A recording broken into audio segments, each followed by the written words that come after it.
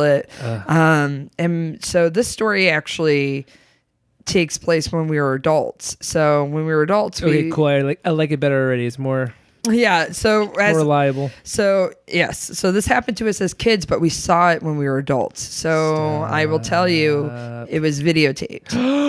Oh no, I'm getting the tingles. I'm getting the tingles already. It's gonna happen to you. Just wait for it. So my brother has saved up for a video camera. I have 3 brothers. One of my older brothers saved up for a video camera, and he would film like everything. And then when we go to sleep, my little brother had issues sleeping when he was little. So he was like 4 years old at the time. So he picked up the video camera one night and decided to go to our room. My brother and I shared a room, go to our room and mess with us. Right. So he had the camera. It was a press record. He filmed himself slapping my brother in the face a few times. It was like, and we're watching this as adults and we're like, oh, this is hilarious. This is hilarious. And one thing you need to know is that the way the room was set up, it was like bed, closet in the middle. What time of night is this? Bed. This was must have been 2 in the morning. 2 in the morning, okay. Maybe even 3 in the morning, maybe. Who knows? It was middle of the night, like dead asleep. Okay. And when he pans around the room the first time, you can see me peacefully sleeping on my bed. Shut up. And my brother in his bed and everything's fine. And then he goes to leave the room and we're watching this as adults being like, look at this funny footage we found as kids. No. And he goes to pan around the room again. And when he pans around the room, he does it real quick. But my brother goes, hey, what was that? What was that? Go back. He goes back and you see I'm off the bed. I'm not on the bed anymore. We freeze the frame. Stop. And there's just this charred figure of a body pointing at the closet. No. Mm-hmm. And it's videotaped? It was videotaped, yep. And spun around the room. Stop, and Erin. we freeze framed it and we saw it several times. We were like, oh my God, this is what we're seeing. This is what we're seeing. And at the end of it, he walks down the stairs and just leaves it videotaping the wall for like 5 hours. And we were both like, we turn off the video and we're both just like, everyone's terrified. The next day we go to show our parents. No one can find the tape. Tape doesn't exist anymore. And either one of my brothers destroyed it or it disappeared somewhere in the house. But I swear on everything, that is what happened. And we were all like, did we just see what we're seeing? And we're like, we checked the closet and there's just like stuff buried in the corner and like... It looked like a charred body. It looked like a charred body pointing. Yeah. I remember it being covered in some sort of cloth but burned. And that's what I could make out. And I was just like, me and my brothers were there too. And they'll tell you the same story. They're just like, we don't know what happened to the tape. Yeah. So that was that did not surprise me at our old house for that. But yeah. Man. I've had several haunted apartments since. So I feel like kind of ghosts maybe follow me around. You. I'm susceptible. Like I recently was at my house just chilling and someone or something breathed on the back of my neck, and I quickly did what any ghost hunter would do. I checked for vents. I was like, is there any vent? Is there any way air could have done this? Yep. Like I'm not just out here being like ghosts are real. I'm like ghosts are real and I know it because I can prove it. Like I can tell you one that so this didn't happen to me, but it happened to my cousins. And I love it. Do it. And I just love a good ghost story. I love the mystery of it. So this involves Grand Rapids. Do you know the restaurant?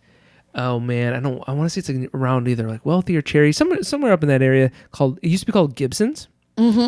And now it's changed owners and become like a Mexican restaurant and a few other things. It's a big mansion and whatever. Anyways, supposedly it's haunted.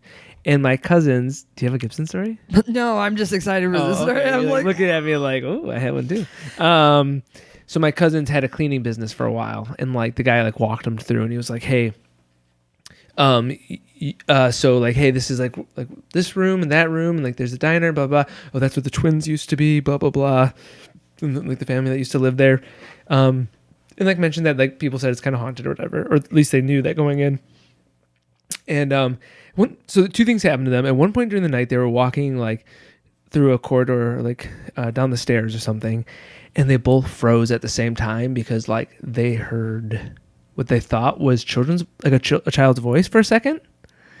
And they're like, did you hear that? And they're like, okay, it could have been like the squeaking or something, blah, blah, blah.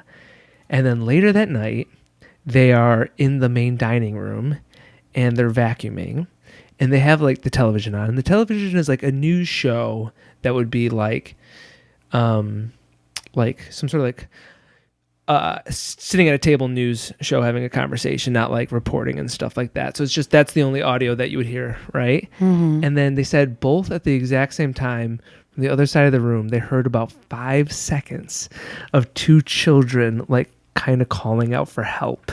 And he said it was so real. It was like from the opposite side of the room as the TV. He said it was so real that my cousin Ryan was like ran over, like started to run over there to go like help them because he's like, I have nephews. I know like you hear a child calling out for help, and then immediately like hair back of like his neck, like that should not be happening right now. Oh my God. And they both heard it, and it's just like, ugh. And it was funny is when I watched them tell the story to me, like I saw them go through the emotions of like kind of getting choked up, kind of feeling embarrassed, telling this story of like, this is just what happened. Yeah. And I'm like, you're not lying, at least about the experience you thought you had. You know what I mean? Exactly. Like that much was true, is you thought that happened. Yeah.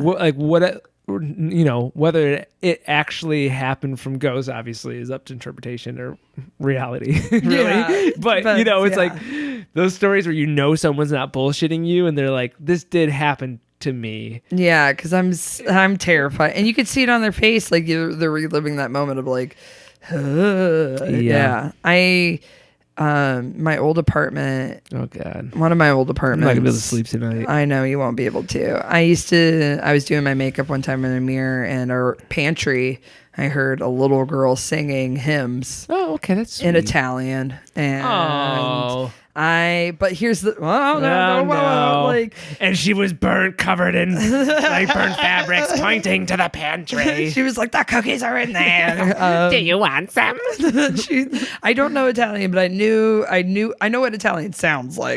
You know what I mean? Okay. But she was definitely singing in Italian, and like, the creepy thing about it is I told it to someone we both know, Jay Steigman, and they're a wonderful performer around town, but they were like they're really into ghosts and they're really into the paranormal, and so they were like, hey, that when I said that to them, they were like, that might be a demon masquerading as a little kid, because we had just my roommate had just put up a Ellis Island, like her family coming over, and like the picture of the immigrant Italian children up on the wall, and she had just put an old photograph of her family up on the wall. And so it could have been the ghost of maybe, or the essence of one of them, or she was saying like a demon that might be masquerading as a little kid. Who knows? Who knows? But everyone wanted to film and record all their paranormal things in my house when I lived there, to the point too where like my mom got me ghost hunting equipment because she just heard so much. So stupid. Like a picture frame of my ex and I were next to my bed, and not my. That'd be weird if I still kept one of my. They were your ex at the time. They weren't my ex at the time. I keep all my exes next to my bed. Danimal, Curly. They're piling up. They're piling up. Their houses are getting cleaner and cleaner as I continue to date. But they like one time the picture was like up on the ceiling of my closet. Me and my significant other, there was a picture, and it was just up on the ceiling in my closet, and I pulled it down. No. And I was like, there's no way they could be stuck up there, because I didn't stick it up there. Oh, it was stuck to the ceiling. It was stuck to the ceiling in my closet. And I was like, that is bizarre. That is bizarre. So I believe in ghosts because I've had enough. That's one sticky photo. That's why we're not together anymore. Okay, so I can't stop now that we started. Can't stop. Do you know? You know Jeff Gandy, right? Yeah, I do. Yeah. Our old colleague. Yep. So he told me the story once, and it creeped me the fuck out. He said at his grandma's house, he's like, his grandma's house was like, oh yeah, this house is like obviously haunted. Like growing up, like it was just something like, oh yeah, you know, you just knew about that. Everyone knows. She was like, God, okay, so there used to be this clown that would like sit out. And his grandma, after a while, like put it away in the closet. And he's like, he has a very distinct memory of opening the closet and the clown laughing at him.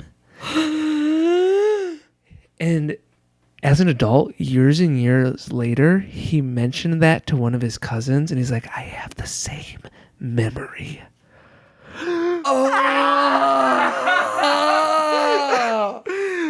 And this wasn't a clown that like had a drawstring and laughed or anything. No. He's like, I have the exact same memory. No. Burn it. Burn it to the ground. No, here's the